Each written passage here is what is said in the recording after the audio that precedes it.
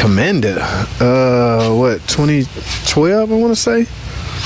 I forgot what year it is, but it's the big body, the 4.7, guys. Jeep Commander.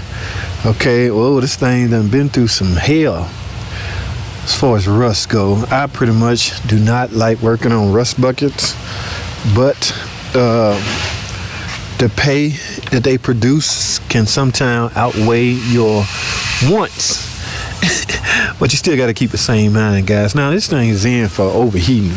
Okay, now I done drove in the shop, got it in the stall and in the air and lifted up, inspected the underbody. I was hoping I'd see some coolant leak at the water pump area, which is typical, but that's not the case. In fact, it came from another shop, so I don't know. Now, this thing has a fan clutch on it. Okay. Fan clutch typically, it must be heavy duty. It has to be heavy duty with the hitch on the rear. That's typically why they give the big body vehicles a fan clutch. Now, pretty much, guys, this thing, I can't see inside, but it almost has to be an electric fan also. It's hard to maintain AC. Yes, it is. Okay, there's electric fan. So now the shop that it came from said the fan is working. I don't know if they mean the fan clutch or the electric fan. I'm not even sure if they knew it had an electric fan, guys. The electric fan is very crucial. Okay, car can't maintain efficient coolant with just the fan clutch. Okay, especially if there's AC and things like that, and a hitch on the back where they're pulling stuff. Okay, typically they give the heavy duty vehicles both electric cooling fan and a fan clutch. So yes, while the car is running, the fan is actually, it's going to turn. It's belt driven. Okay, now, and I just got a closer look inside, and now I can see that there is electric fan. I don't know why. I don't hardly work on, this is an older model. Obviously, we're talking fan clutch, things like that. So the engine is running. Now, you guys know, if I turn this AC on, pretty much that fan should kick on. Let me see, where is the AC? This car making noise. Let me put it on max AC with recirc, all the way cold. Okay, now I have the recirc on and the AC, guys. You get max cooling with recirc. Never forget that. Okay, let's see what this fan is doing.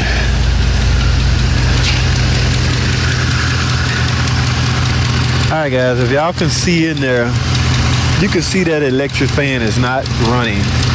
Okay, that is not good. Electric fan, the fan clutch is not gonna pull air through the condenser and the radiator efficiently enough to allow for proper AC cooling. Okay, so we obviously got a problem with that fan. So what I'm gonna do, because that fan is tied in with the computer, there's a chance that I likely can see or likely actuate that fan in order to do my testing. Okay, let me turn it off. Now, let me turn this thing on.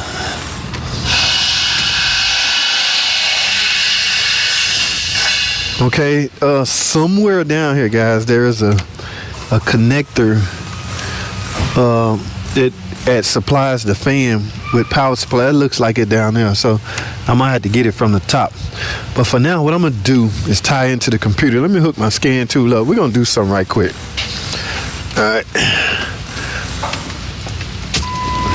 All right, so I have the key on. I got my scan tool inside. Let's go to the computer. All right, guys, here we go. I have this pulled up. Now, as you can see, there's several fault codes in several of these PCM. All right, whoa, one in the sunroof. Lightning bolts represent a flash update, but this is a 2006 Jeep Commander with a 4.7 Magnum. We're interested in the PCM. That's where the fan is controlled. So there's no flash update. DTC, there's no DTC. Data miscellaneous function. Well, we're interested in actuator. What I want to do is manually tell the computer to turn on the fan. Here it is right here, radiator cooling fan. Okay, so what I'm gonna do is click that. Now I have a couple of options. I can manually make the fan just merely come on, off, or either toggle. I like to choose toggle, guys, because I'm gonna grab a test light and we're gonna test and see if we have power supply and ground. As you all know, with any electrical fan motor, with any electrical motor period, you have to have a power supply and a ground. So let's choose toggle, and we're gonna choose start. Now, right now, the computer is trying to command this fan to come on, off, on, off, on, off, on, off. All right, what we're gonna do is go verify. Here's my test light. First, let's see if it's actually going on, off, on, off, on, off, on, off. And ladies and gentlemen, it is not going on, off, on, off, on, off. Now, if you listen carefully, you can hear a relay clicking. Let me shut up so y'all can hear. Y'all hear that? That's the cooling fan relay trying to turn that fan on. So it's likely sending power supply to the fan just not coming on. So while we in that mode, guys, I want to let the car up in the air so I can gain access to that connector. What we're gonna do, okay guys, we're still in toggle mode right now. All right, so yes, there's the cooling fan. Whoa, this is all rusted up, guys. Sometimes you can bang on this. All right, so what we need to check is power supply and ground. It's a 3-wire setup, so it's likely the main black wire is ground. This is likely low speed, and this is likely high speed. Okay, so since I'm in this mode, let me get this unplugged. Take a look inside the connector. Now what you want to do is grab a test light, and since you don't know by heart which one is low speed, we're just going to put our test light on either one of these and see if the test light lights. All right, so let me try ground right here, guys. All right, let's green wire. Oh, there we go. Y'all see that? It is toggling on, off, on, off, on, off. So now we all know I'm getting 12 volts at the low speed fan wire. Now we also need a ground. Okay, so I want to say this pin right here is the ground. Now I'm having a hard time finding good grounds on here, so you can use your test light to test this. You can get your pigtail and put on this pin, the ground pin, and put your test lead back on here.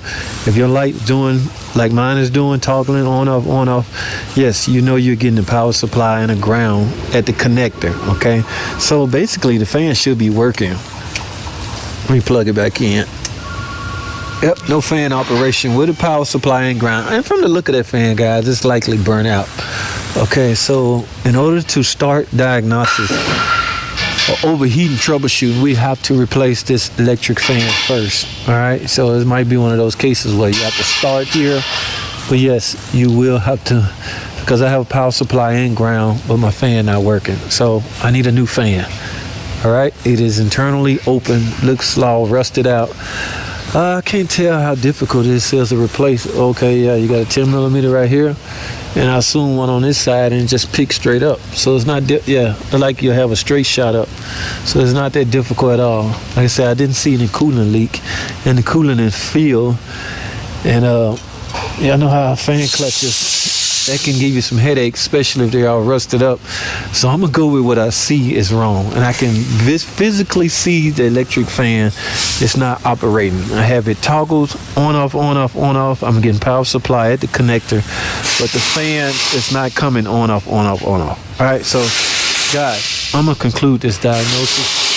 If a fan get here, this looks pretty straightforward, so I really don't see a need for me to film replacing the fan unless you guys want to see it.